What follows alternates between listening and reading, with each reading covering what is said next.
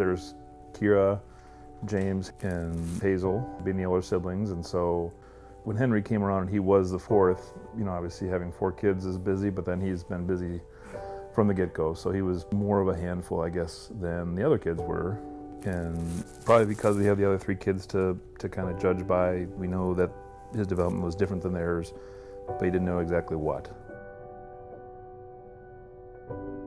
When he was about a year or so, we started to notice he maybe wasn't getting the language development that the others had, and so he was pretty colicky and just more of a handful, I guess, than the other kids were. I mean, I thought colicky was just bad parenting, and I couldn't soothe him, and you couldn't soothe him. I mean, loud noises soothed him. I mean, right from the get-go, we were learning how to meet his needs. And I remember one day, he wouldn't stop crying, and I held him to my face, and he stopped crying. And it was just the input. He wanted the loud and the skin on skin, and that was kind of a turning point. I thought, oh, you're searching, and I have to figure out what you need. And he's been a puzzle, and little by little we're putting together this Henry puzzle, and it's coming together. We kind of got into this thinking, hey, we'll figure it out. And we learned about St. David's and all that could be done here. And as we looked at different facilities, we knew this would be the place to be, and we started to understand what the costs are. And you say, well, we'll figure it out. I don't know how. I really don't know how, but we'll figure it out. At St. David's Center, we provide early childhood education, and Henry receives occupational therapy, and then he's in one of our early childhood education classrooms.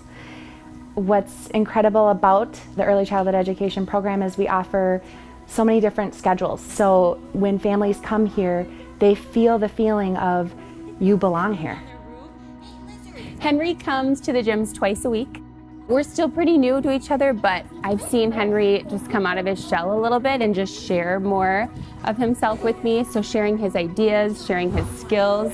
We know from working with kids and from everything we do with kids that kids learn through playing. And I think that giving him the services at the right time, when they're recommended and in that critical period is so huge, and just really excited for his prognosis and his outcomes.